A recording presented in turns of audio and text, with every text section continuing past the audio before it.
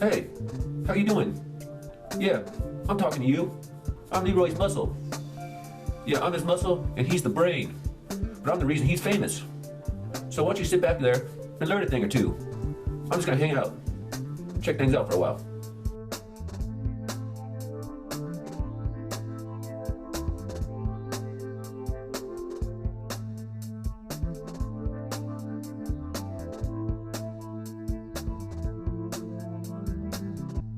My arms were growing, and then all the guys started looking at it. It's cute actually. When I look back on it, we was young and it's so adventurous, and it's just so to look back at how we were then. We were like just groping for magic, just groping to grow with so little outside knowledge. Like you guys with the glutamine, the creatine, and the branched chain aminos and things like that. We had no idea. First of all, there was no science to bodybuilding at all at that time. It was looked down upon, and it was just some sideline for a few idiots, wasting their time. People think you were nuts to lift weights. But in any case, we excuse me, we grew and we grew.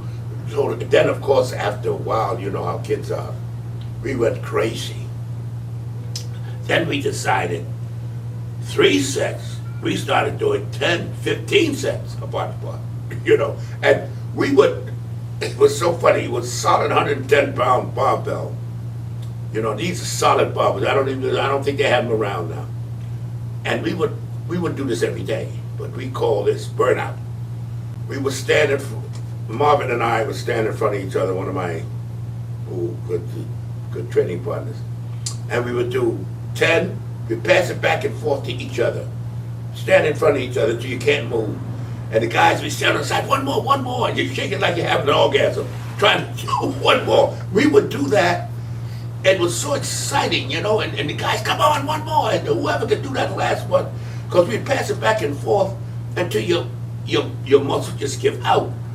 And like, I give it to Marvin, and he's got that last set, that last rep to do, and they're like, come on, Marvin, and he's shaking like a leaf, but the muscles shot. And then they say, okay, Leroy, you go. And then I say, and I gotta get it. Sometimes I get it, sometimes he get it. But this is what we would do. But this was, you gotta remember that. This was not every day. This is what you call a burnout. We used to call burnout days where we would train to exhaustion. And such enjoy. Imagine training we could hardly walk to the subway in New York City. We would train so hard. We were obsessed with training. But the point is, I was obsessed with the arms. The other guys in the gym, they trained the whole body, which I did too. But they weren't obsessed with the arms. My arms in the back of my head. I remember I couldn't lift those signs. And I said, of course I don't lift the signs at that time. But I was determined to build big arms, never dreaming that it approached. 18 inches was considered heaven. But I concentrated on the arms. And then I said, well, what other exercises can I do for the arms? And then, because all we did was barbell curls. Barbell curls, standing presses, and dips. That's what we used to do for the arms. The dips was called for the tricep and the bicep. No, not for the bicep, for the pecs and the tricep. But that's what we used to do, primarily. Very few exercises at the time, and a lot of sets. And then we did a lot of chins, of course, which peripherally worked the arms. But we were doing barbell curls primarily with thickening the arms, but it doesn't give it that shape and that peak that you would like. It makes the whole arm thicker and bigger. And that's like the basic foundation. And then, of course, as you go along, begin to improvise. And you begin to look, and you start to become more experimental and adventurous. And that's matter of fact, that's the real basis of it all. And I just want to let you guys know that just going in the gym, I had a particular focus. You know, I don't try to exploit that. Nobody has to, but I'm just saying, if you want to build any part of your body, and arms are the manly thing, that's the macho thing, everybody get their arms, you have to make that priority. Number one, and I did that when I started training, not realizing how important that aspect of training was. To have the body favor the part that you favor.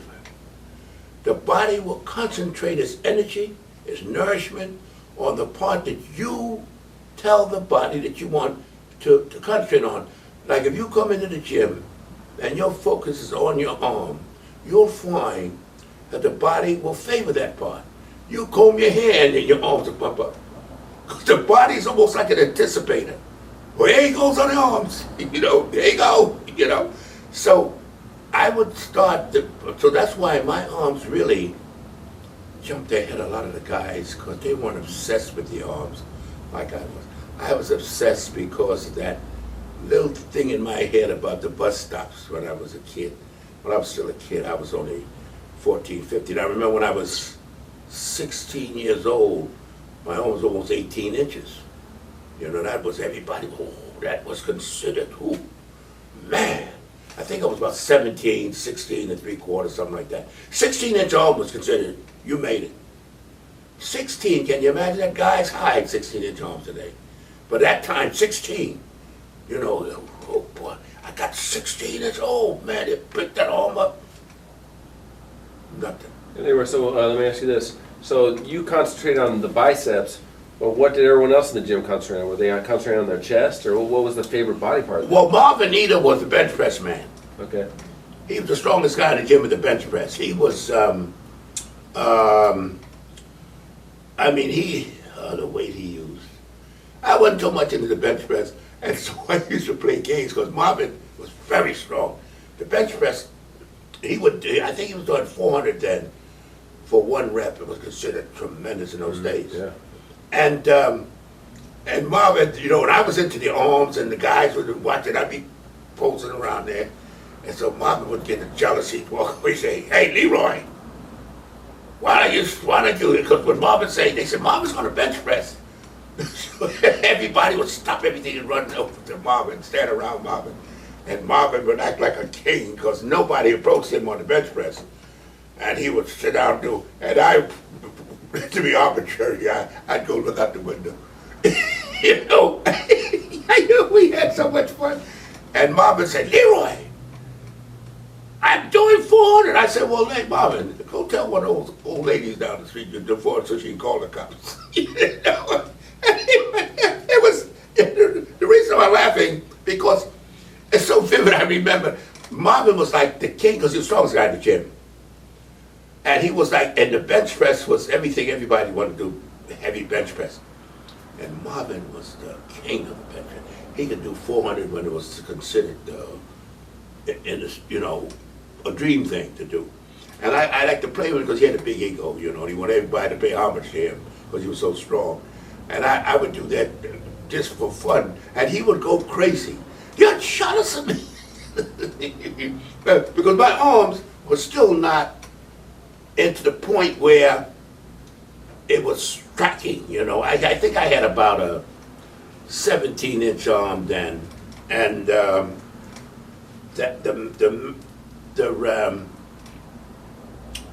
epitome was 18, and so, you know, 18 inches was considered. Marvin didn't even have an 18-inch arm, and so the arms weren't so focused on the strength that Marvin had, because he was strong. He could stand up, do a standing press of almost 300 pounds.